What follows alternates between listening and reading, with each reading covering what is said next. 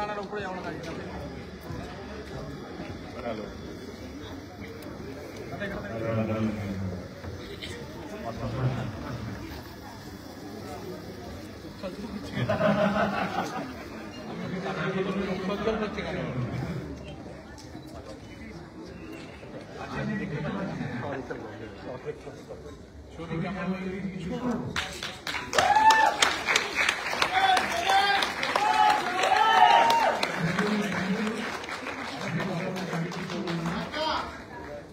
এই দুজনের জন্য একটা হাততালি দিব।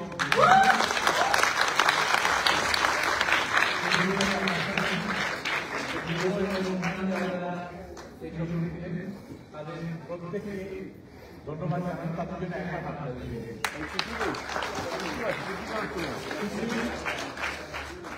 আচ্ছা, সেই বাচ্চাটা আমাদের 10 বছর অপেক্ষা করতে গেলে রামচন্দ্র 14 বছর বনবাসে ছিলেন, আমরা 10 বছর ছবি নিয়ে মাত্র 4 বছর কম। আচ্ছা, এই বাচ্চাটা তাদের আনন্দ দিয়েছি, তাকে ডাকি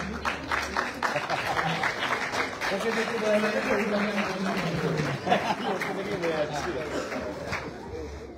আচ্ছা, আমি রুদ্রকে দিচ্ছি। রুদ্র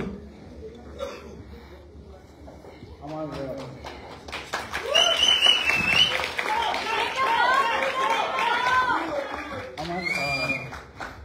একটা কিছু বলবার নেই, কারণ আপনারা যারা দেখেছেন, আপনারা যারা ফিল করেছেন এই সিনেমাটাকে, তারা বোধহয় খুঁজে নিয়েছেন ভানুকে, খুঁজে নিয়েছেন রূপাকে, তেমনই খুঁজেছেন যুগেশকে।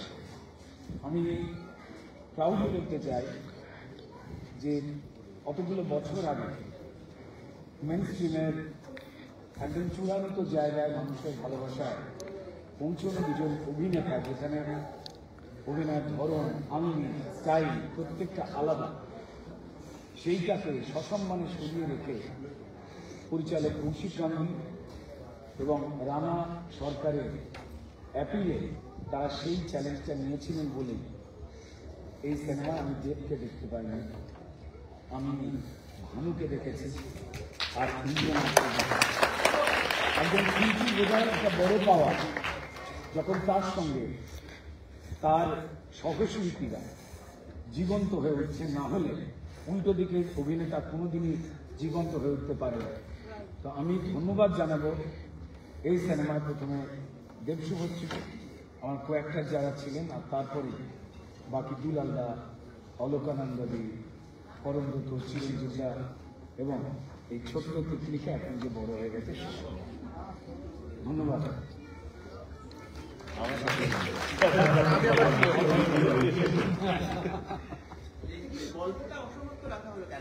বলছি বলেন সব কি বলেন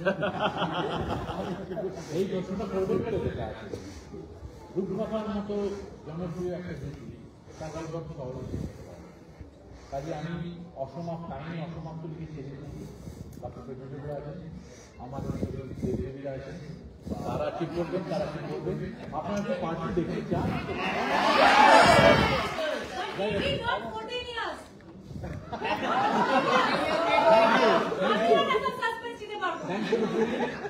একজন খুব বয়স্ক মানুষ ব্যারাকপুরের হলে দেখতে ফেলেছেন, বাবা আমার ছবিটা খুব ভালো লেগেছে, এই পার্টটা তাড়াতাড়ি করে নইলে আমার দেখা হবে। কাজে ডেফিনেটলি সবাই আমি কিন্তু চিৎকার করে বলি,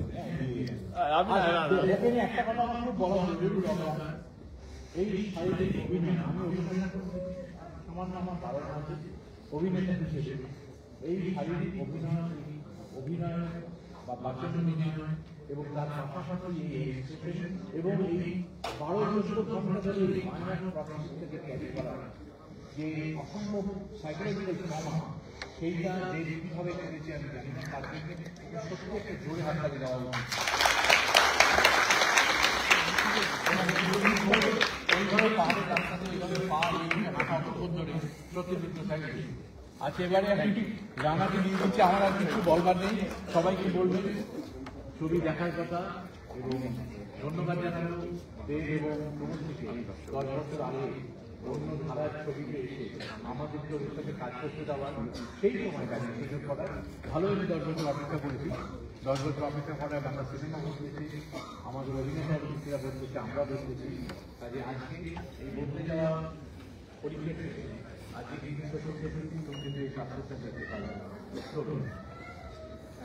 আমি সবাইকে ধন্যবাদ জানাই। কিছু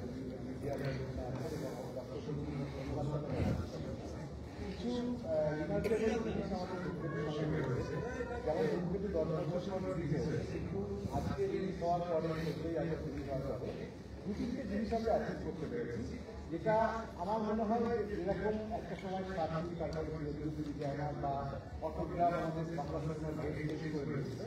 এই সেটা করতে পারে। প্রথম কথা সিস্টেমে এসেছি যে এই প্রথম বাংলা সিনেমা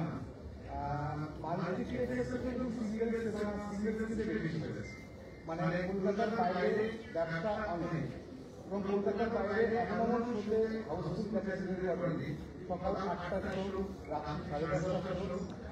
আমি আমার অল্প অভিজ্ঞতা আপনারা দেখতে পারি দেবশুভশ্রীর আগের সিনেমা হলো করা যায় যে চ্যালেঞ্জ বা তখন হয়তো আমি জানি না স্পিকারটা, কিন্তু এই যে ওরকম একটা স্পিকার যেটা আমরা ক্যালকুলেশন দেখতে বসেছি। নর্মালি আমরা দেখি যে ন্যাশনাল মার্কেটের সেলে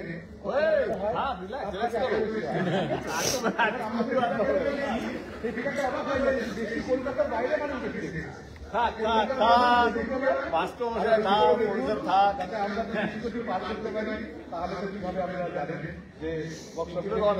স্লোগানটা কি ছিল তোমার?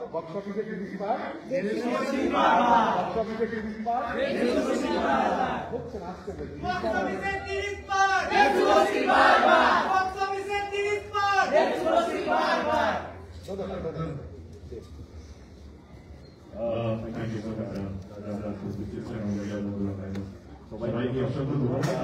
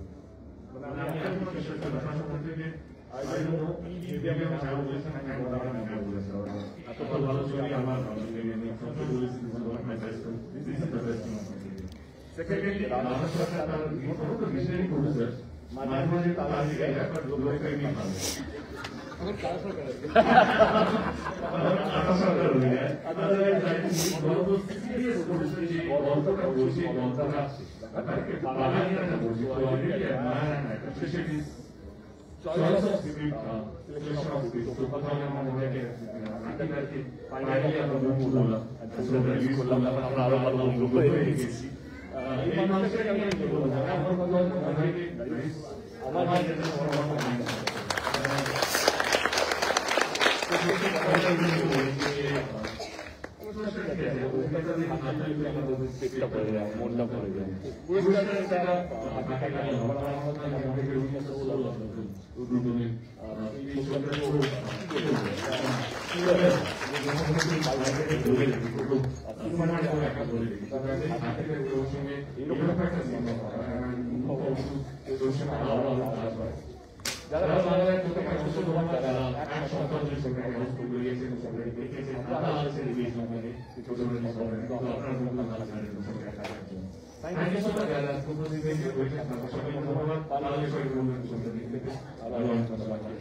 Thank you so much.